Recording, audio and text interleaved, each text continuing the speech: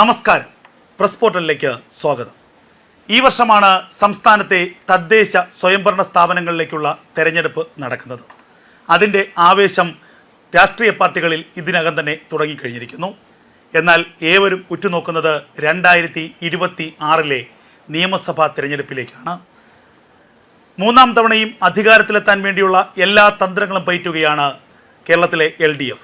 അതേസമയം 10 വർഷക്കാലം അധികാരത്തിൽ നിന്ന് മാറി നിന്നതിന് ശേഷം അട്ടിമറി വിജയവുമായി അധികാരത്തിൽ തിരിച്ചെത്താൻ UDFും അതിൻ്റെ എല്ലാ തന്ത്രങ്ങളും മെനയുന്നു.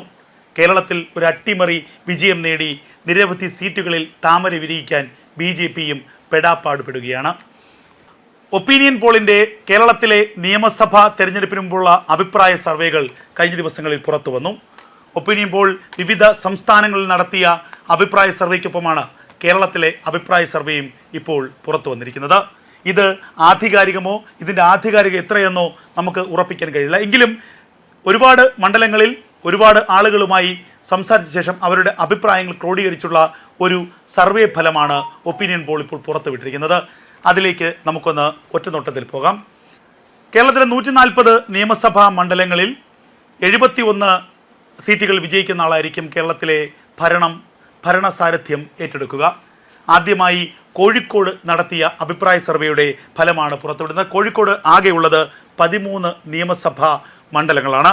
അതിൽ അഭിപ്രായ സർവേ പ്രകാരം, ഒപ്പീനിയൻ പോളിൻ്റെ അഭിപ്രായ സർവേ പ്രകാരം 8 സീറ്റ് LDF നേടാൻ സാധ്യതയുണ്ട്, 4 സീറ്റ് UDF നേടാൻ സാധ്യതയുണ്ട്, 1 സീറ്റ് BJP നേടാൻ സാധ്യതയുണ്ട്.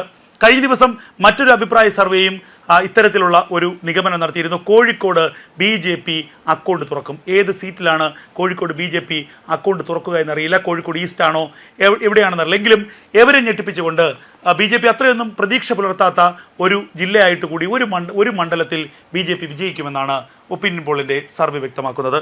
അടുത്ത മണ്ഡലം വയനാടാണ്. വയനാട് 3 നിയമസഭാ സീറ്റുകളാണുള്ളത്. അതിൽ സ്വാഭാവികമായും 2 UDFനും 1 LDFനും കിട്ടാൻ സാധ്യതയുണ്ട്. വയനാട്ടിൽ BJPക്കും മറ്റു പാർട്ടികൾക്കും ഒന്നും ഒരു സാധ്യതയും കൽപ്പിക്കുന്നില്ല ഒപ്പീനിയൻ പോൾ. അടുത്തതായി തിരുവനന്തപുരം ജില്ല. 14 നിയമസഭാ മണ്ഡലങ്ങളുണ്ട്. 14 നിയമസഭാ മണ്ഡലങ്ങളിലുള്ള തിരുവനന്തപുരത്ത് 8 സീറ്റുകൾ LDF നേടും, 5 സീറ്റുകൾ UDF നേടും, 1 സീറ്റ് BJPക്ക് സാധ്യതയുണ്ട്, അല്ലെങ്കിൽ മറ്റേതെങ്കിലും ഒരു ഘടകകക്ഷിക്ക് സാധ്യതയുണ്ട്. ഘടകകക്ഷി അല്ലെങ്കിൽ മറ്റേതെങ്കിലും അതേഴ്സ് നേടാൻ സാധ്യതയുണ്ട്. ഇതാണ് ഒപ്പീനിയൻ പോൾ തിരുവനന്തപുരത്തെ കുറിച്ച് പറയുന്നത്. തിരുവനന്തപുരത്തെ ഭൂരിഭാഗം സീറ്റുകളും LDF നേടും, 8 5 UDF, 1 BJPയോ അല്ലെങ്കിൽ മറ്റാരെങ്കിലുമോ നേടാൻ സാധ്യതയുണ്ട്. അടുത്തതായി കൊല്ലത്ത് 11 നിയമസഭാ സീറ്റുകളാണുള്ളത്. അതിൽ 6 സീറ്റുകളിൽ LDF വിജയിക്കും, 5 UDF വിജയിക്കും. LDFിൻ്റെ കോട്ടയാണ് കൊല്ലമെന്ന് പറയാം. എങ്കിലും വരുന്ന നിയമസഭാ തിരഞ്ഞെടുപ്പിൽ LDFിൻ്റെ ആ ഒരു മേധാവിത്വം ഏറെക്കുറെ അവസാനിപ്പിക്കാൻ UDFിന് കഴിയുമെന്ന് ഒപ്പീനിയൻ പോൾ പറയുന്നു. അടുത്തതായി ആലപ്പുഴയിൽ 9 നിയമസഭാ സീറ്റുകളാണ് ആകെയുള്ളത്. അതിൽ LDFിന് കിട്ടാൻ പോകുന്നത് 3 സീറ്റുകളാണ്. UDFിന് 5 മുതൽ 6 വരെ സീറ്റുകൾ കിട്ടാൻ സാധ്യതയുണ്ട് എന്ന് ഒപ്പീനിയൻ പോൾ പറയുന്നു.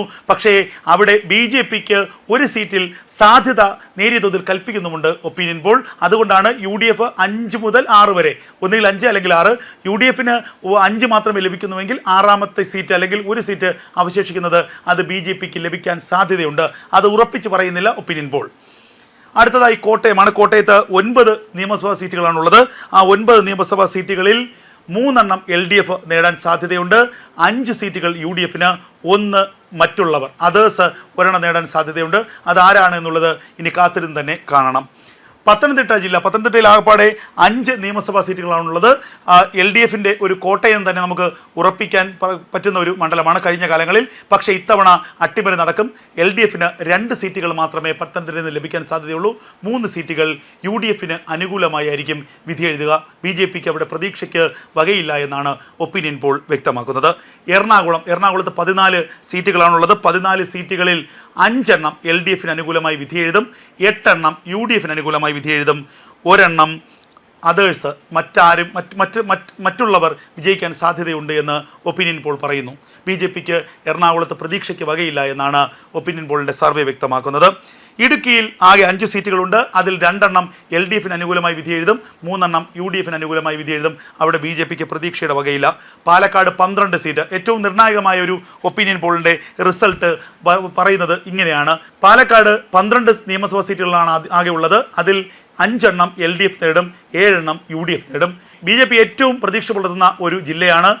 വിജയ സാധ്യതയുള്ള നിയമസഭാ മണ്ഡലങ്ങളുണ്ട് എന്ന് കരുതുന്ന ജില്ലയാണ്. പക്ഷേ ഒപ്പീനിയൻ പോളിൻ്റെ കണക്ക് പ്രകാരം പാലക്കാട് BJP അക്കൗണ്ട് തുറക്കാൻ സാധ്യതയില്ല.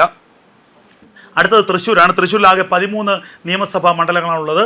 അതിൽ 5 എണ്ണം LDF നേടുമെന്ന് ഒപ്പീനിയൻ പോൾ പറയുന്നു. അടുത്ത 8 എണ്ണം UDF നേടുമെന്നും ഒപ്പീനിയൻ പോൾ പറയുന്നുണ്ട്. അവിടെയും BJPക്കോ മറ്റുള്ളവർക്കോ ഒരു പ്രതീക്ഷയും ഒപ്പീനിയൻ പോൾ കാണുന്നില്ല.